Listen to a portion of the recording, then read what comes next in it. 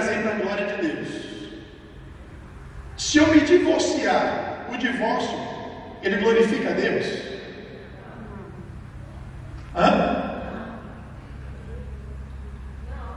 E o perdão?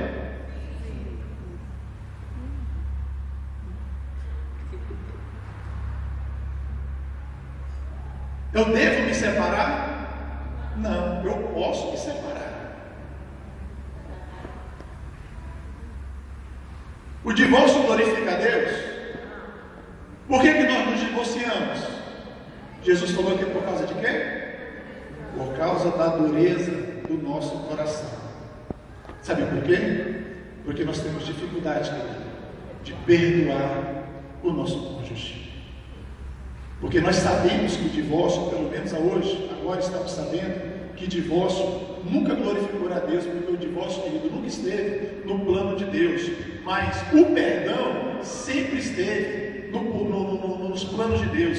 E é interessante, como eu falei para os irmãos, que quando, querido, Deus chega para o seu povo e fala: olha, vocês adulteraram, vocês foram infiéis a mim, o que Deus fez? Divorciou do seu povo, não foi? O que Deus fez? Deus perdoou o seu povo. Sabe por quê? Porque, querido, o coração de Deus, graças a Ele, não é duro, querido, como o nosso.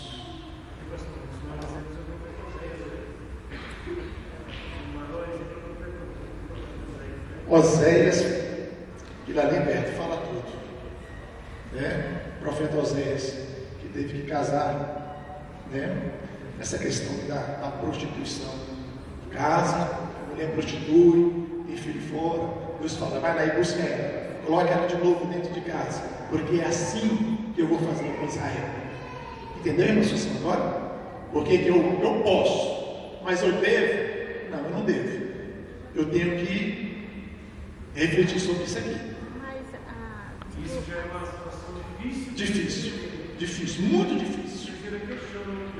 Disseram meus discípulos: se essa é a condição do homem relativamente à mulher, não convém casar. Pois é, mas por que os discípulos chegaram a essa conclusão? Ele falou: peraí, se o casamento é tão sério assim, então ele fala: então é melhor a gente não casar. Por quê? Porque, irmãos, divórcio, carta de divórcio, era dado, querido, por qualquer coisa.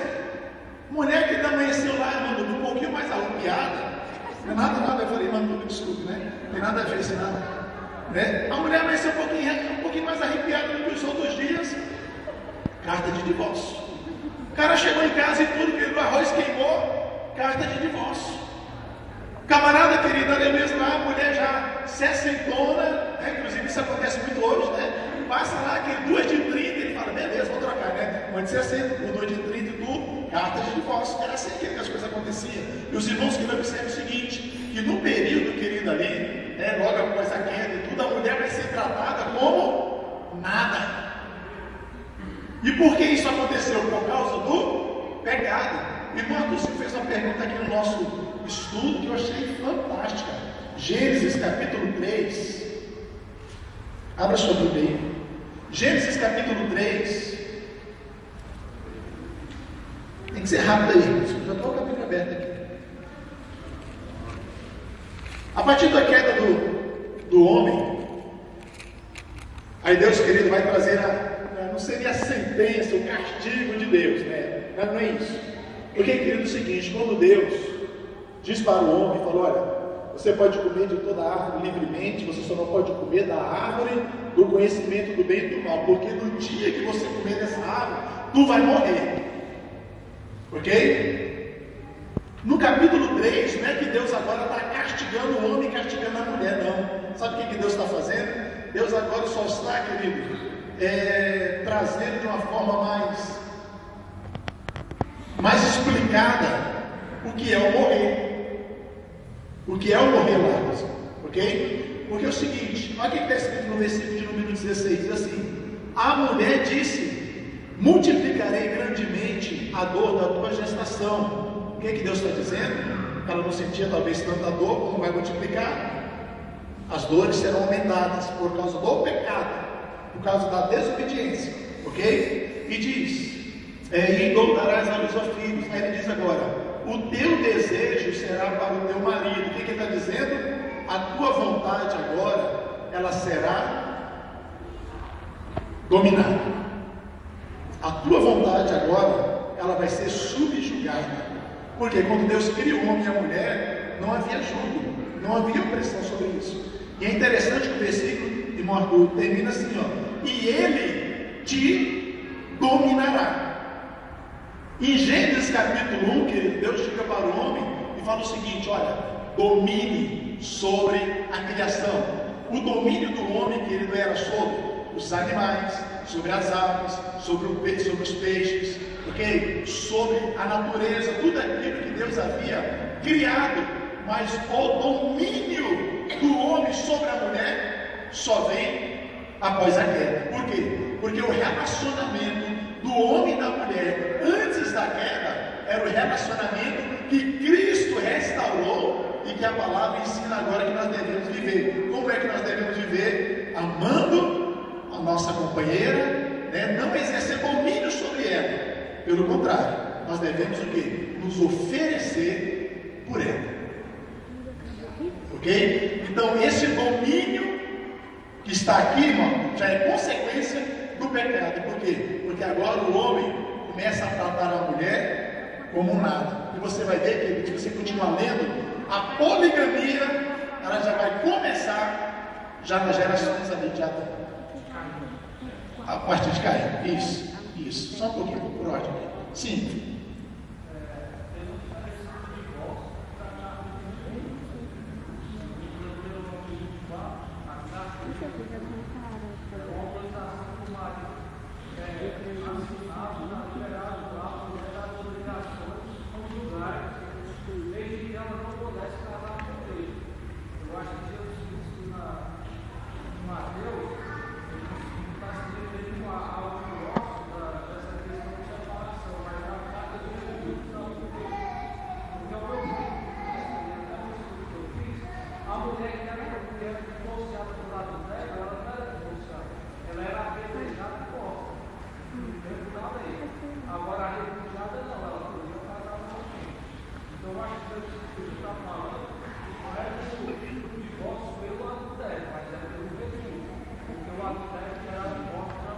Ok.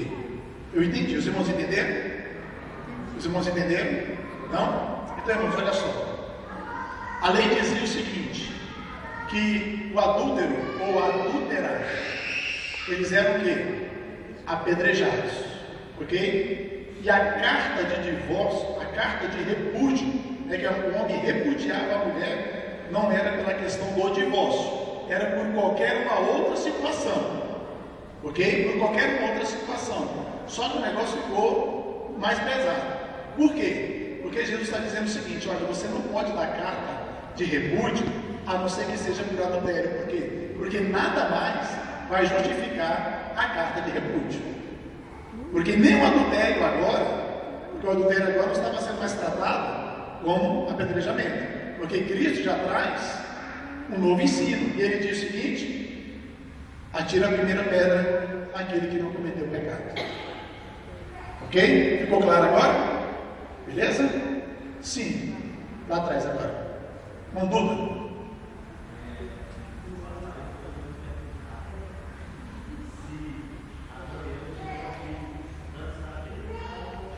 Olha só. É uma questão, querido, seguinte, que nós fazemos uma dedução. Nós fazemos uma dedução que sim, ok? Por quê? Porque quando Caim mata Abel, diz a palavra de Deus que ele sai e aí ele vai contrair matrimônio, ok? Contrair matrimônio porque, se lá no capítulo 3 está falando que Adão e Eva tinha Caim e Abel, ok? Eu estou falando por dedução, mas eu não vou encontrar escrito na Bíblia sobre isso, porque eu não sei se o passarinho ficou satisfeito com essa minha explicação.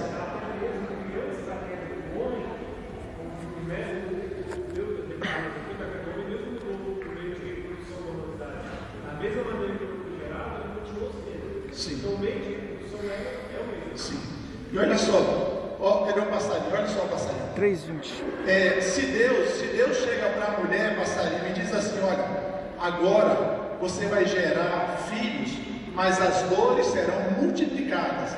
Se essa mulher não tivesse gerado filho, como é que ela ia entender que a dor foi multiplicada se ela não tivesse ainda sentido dor no parto? Ok? Então, como eu estou falando para os irmãos, eu estou fazendo uma dedução em cima daquilo que nós encontramos aqui, mas eu não estou falando, está escrito aqui, não estou dizendo isso. Pastor, okay? Será que tem alguma coisa a ver aqui? Isso aqui é depois da queda. Porque antes, quando o homem recebeu Eva, falou varoa, né? Porque do varão foi tomado, né? E depois da queda ele falou aqui no versículo 20, chamou o homem a sua mulher Eva, porque era mãe de todos os seres viventes. Depois da queda. 3:20.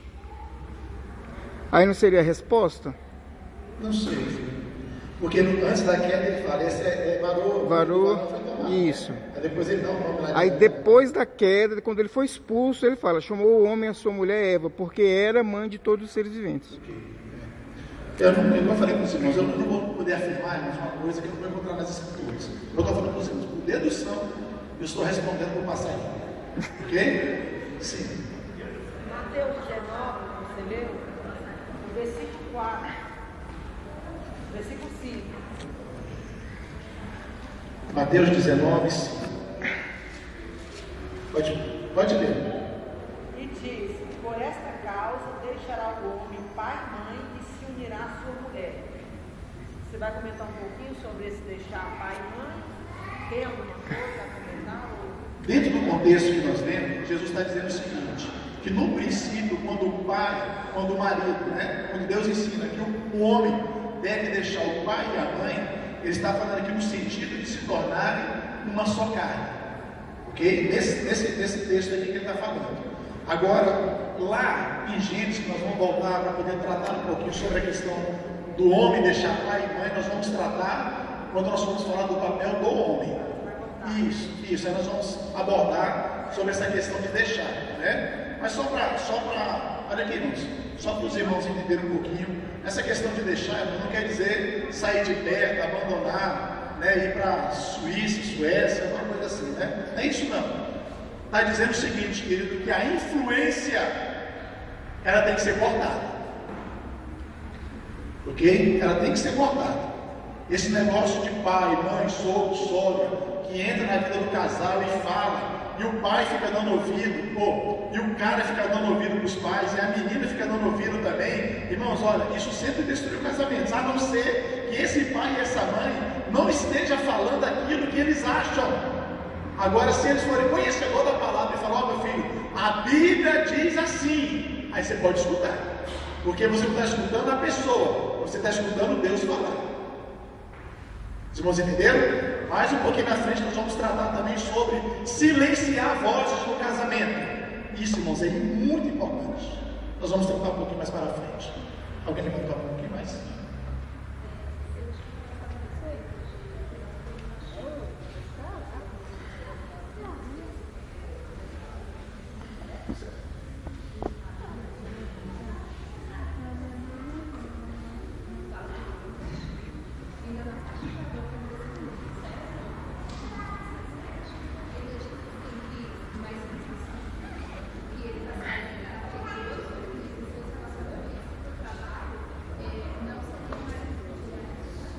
Seria árvore, que é abençoado não continua.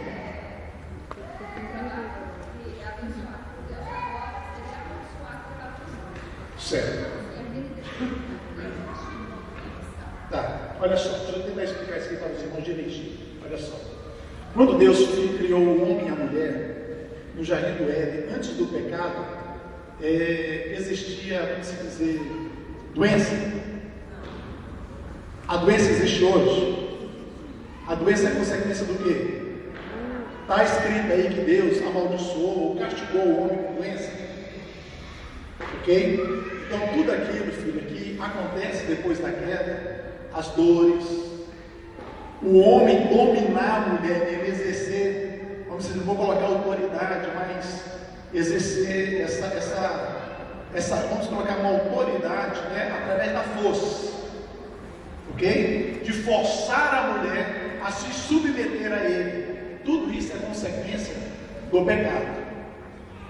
Ok? E isso Deus já havia dito que o homem morreria, porque se morrer não é só a questão da vida física, ok? Mas a queda do homem, como o homem foi desligado de Deus, porque o homem foi desligado de Deus no pecado, então tudo isso vai representar essa morte, esse sofrimento, essa dor, você está entendendo? Esse domínio, essa brutalidade do homem sobre a mulher, de fazer a mulher um nada, apenas um instrumento do seu prazer. Então tudo isso vem como consequência do pecado do homem e da mulher. Ok? Ok, irmãos?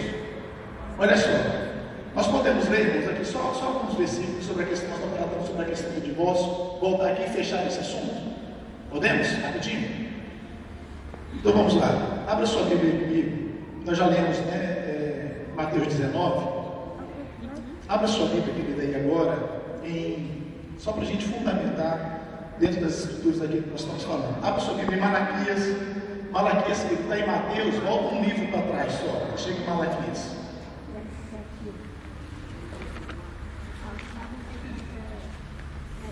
Malaquias. Só agradecer aqui o irmão Wellington, essa colocação do irmão Wellington, eu estou pensando nela aqui até agora, e é mesmo.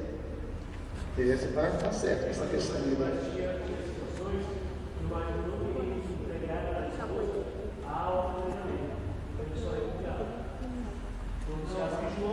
José queria fazer, mas não soube que Maria era casada, não queria falar, não queria refugiar. Mas é porque o refugiado conseguiu, porque assim, a mulher, ela tinha um ato sexual antes do casamento, e o marido estava. Malaquias 2.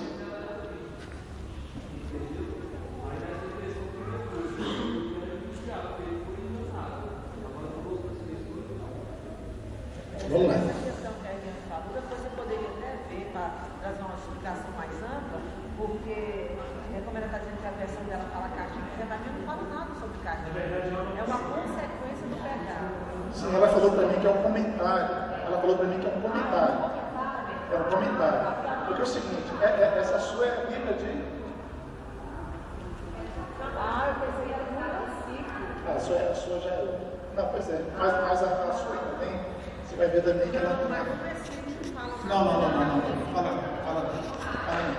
Porque no caso aí, esse comentário já é, como se diz, a interpretação de alguém.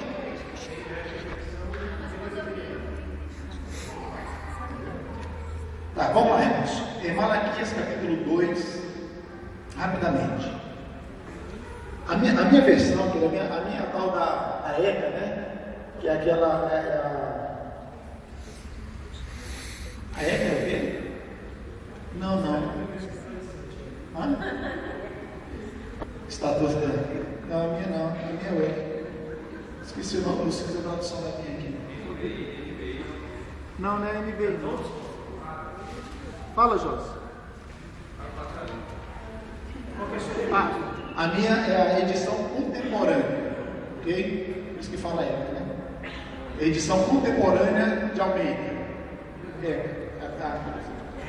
Ok? É mesmo.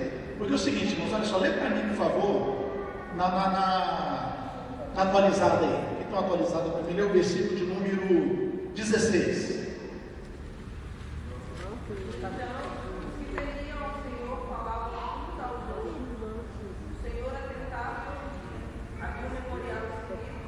Você está lendo Malaquias 2? 2:16. Porque o Senhor Deus de Israel disse: eu dei refúgio e também aquele que cobre de violência as suas vestes. Diz o Senhor dos Exércitos: portanto, cuidai de vós mesmos e não sejais infiéis. Ok. Olha só, tem algo interessantíssimo nesse versículo. Ok? A versão da minha Bíblia, como eu falei, é ECA, mas está escrito assim: eu detesto o divórcio, diz o Senhor Deus de Israel, e aquele que cobre de violência as suas vestes. Irmão, esse negócio aqui de cobrir de violência as suas vestes chamou minha atenção e eu fui dar uma pesquisada sobre essa questão. E é interessante, querido, que esse cobrir com as vestes, você vai ver em 2 textos, quer ver? Presbítero Cláudio, abre para mim, por favor, a sua Bíblia aí, em Ezequiel 16:8. Pastor Jorge, Ruth, 3:9. Ezequiel 16:8. Leia para mim, por favor, bem audível.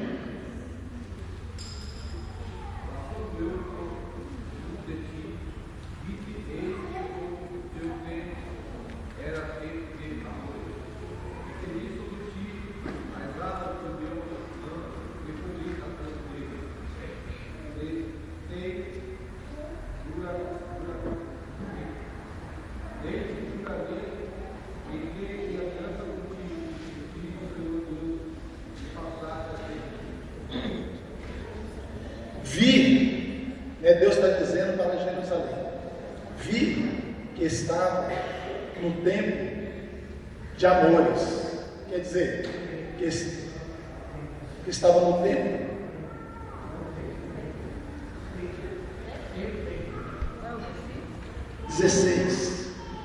perdão, 8, Ezequiel 16:8.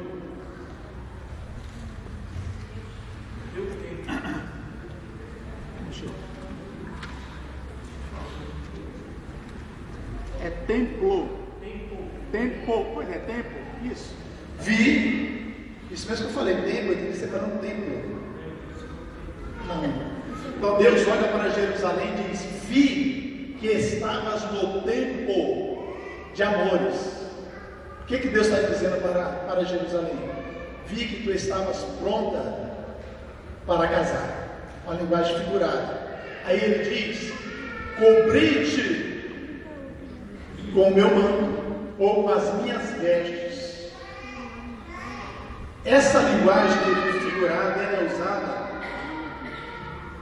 para o homem quando ele era remidor. Nós vamos ver isso lá em Ruth, com Boaz. Quando o homem ele era remidor de uma mulher, o que ele fazia? Jogava a sua capa ou o seu manto sobre essa mulher. Sabe o que ele estava dizendo para ela? Ele estava dizendo: casa comigo, porque agora você está protegido. Agora você tem uma casa, você tem um esposo, você tem um nome, você terá uma família. É isso que ele estava falando. Ok? Agora lê para mim, pastor José, Ruth 3:9. Lê 8, pode ler. 3. Leia o texto aí, lê para mim até onde. Sucedeu que pela meia-noite. Lê mais alto. Sucedeu que pela meia-noite o homem desceu e se voltou, e eis que uma mulher jazia a seus pés. Para aí, João, só um pouquinho, por favor. Só um pouquinho, passar. Desculpa. Só um pouquinho, pastor José. Boaz, querido, havia tomado um pouco de vinho e foi deitar. Se você ler um pouquinho mais para trás, Noemi, que é a sogra de Ruth, diz para ela o seguinte: olha, fique de olho em Boaz, porque ele vai beber e ele vai se deitar. Quando ele se deitar para dormir, você vai e deita aos pés dele. Foi isso que ela fez, ok? Vai, pastor Jorge, continua. E disse ele: quem és tu? Aí Boaz diz: quem és tu? E ela disse: sou Ruth, tua serva. Estende, pois, a tua arma sobre a tua serva, porque tu és um remidor. O que Ruth está dizendo?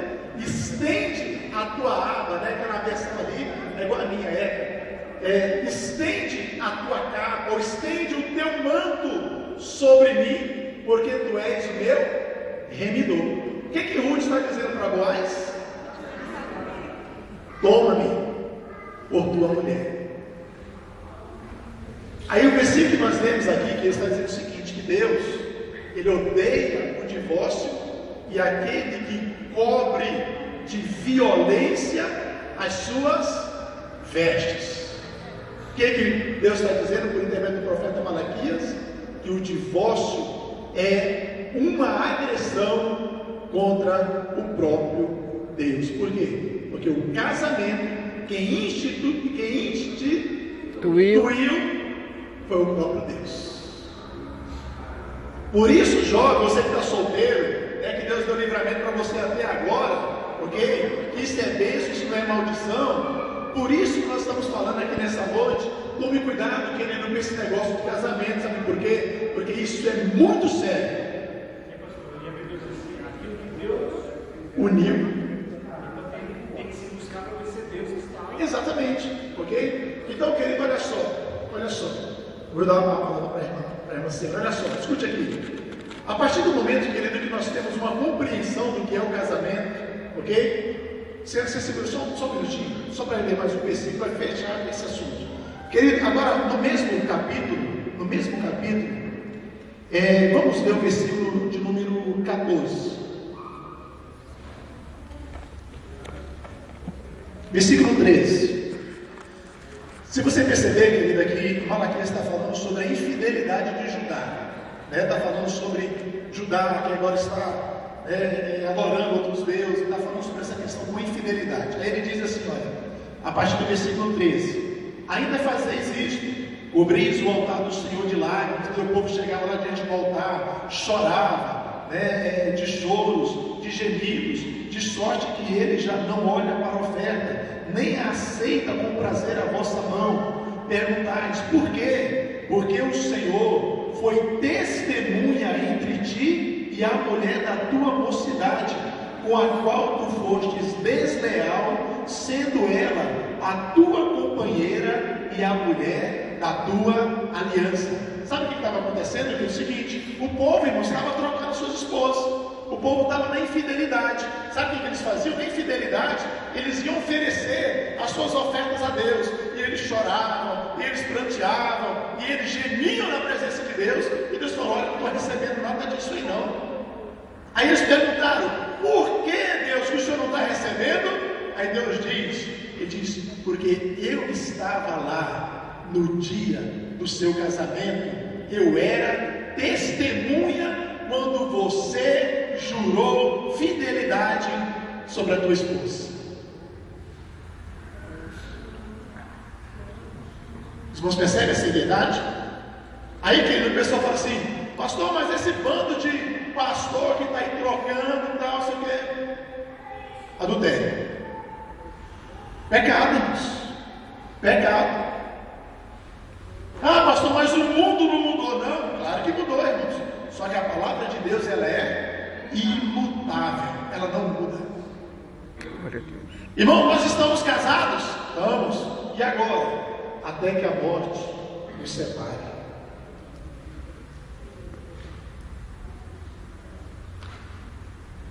Sério. Casamento, querido, é sério.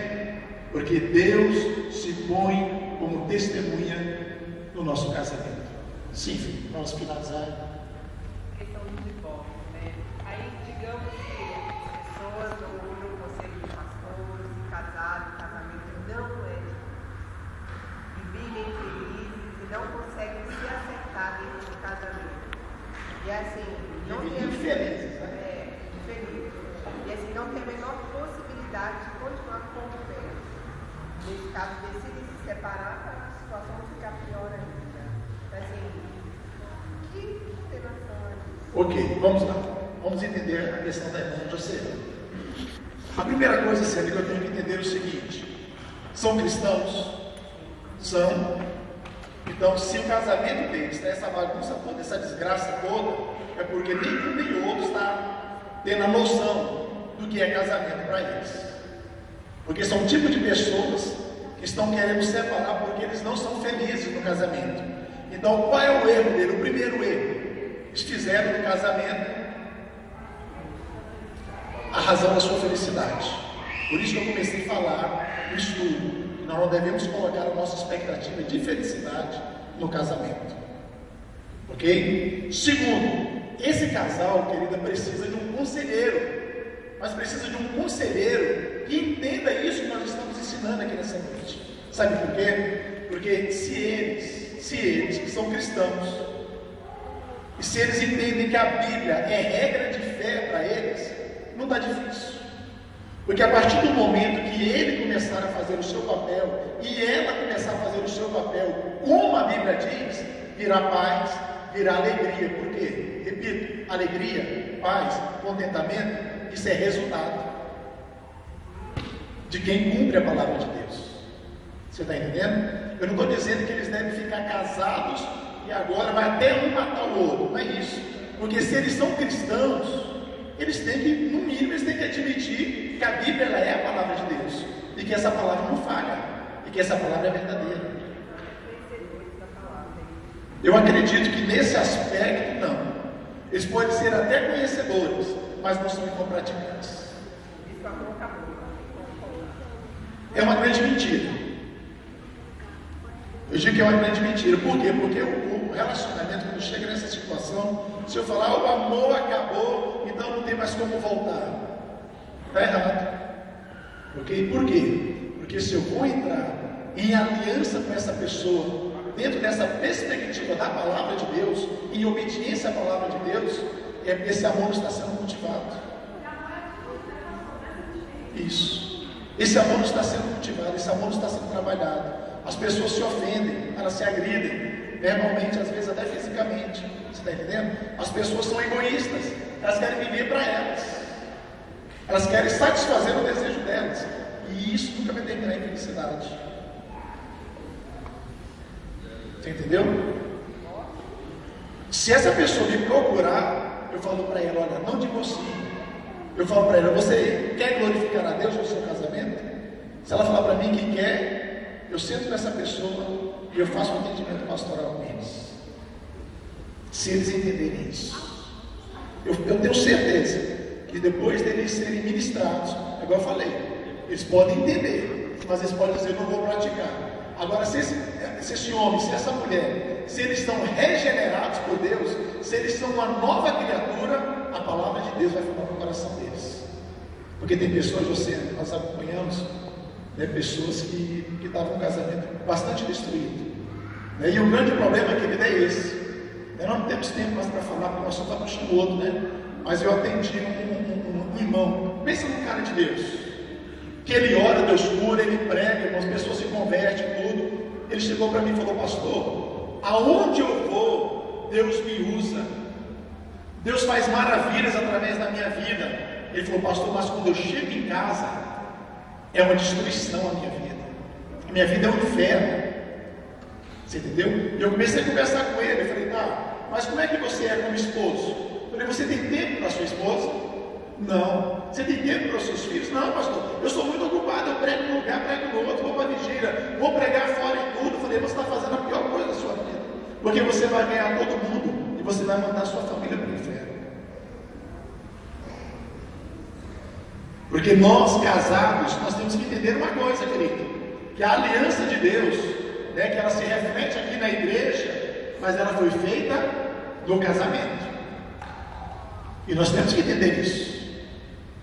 Se eu não for um bom esposo, se minha esposa não for uma boa esposa, dentro da perspectiva, querido, que nós estamos tratando aqui, biblicamente, a igreja vai ser uma destruição. Por quê? Porque é homem brigado, é homem querendo separar da mulher, é contenda, é porfia, é discórdia. Aí nós vamos vir todo mundo para a igreja, vamos glorificar a Deus. Deus recebe. Por quê? Porque a aliança está quebrada. O problema está instaurado dentro da família. E isso que nós temos que entender. Ok? Depois nós vamos falar um pouquinho sobre esse assunto. Alguém mais levantou a mão? Não é isso? Não levantou a mão para pedir para terminar, não é isso?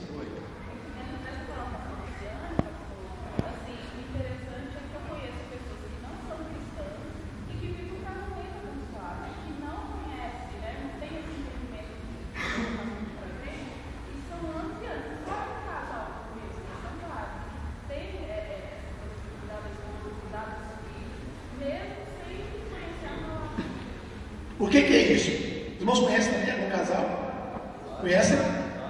Isso é simples de explicar, querido. Por quê? Porque todo homem foi criado para refletir a imagem de Deus. Mesmo o homem, querido, sem conhecer a Bíblia, ele reflete a imagem de Deus. Através da bondade, através da fidelidade,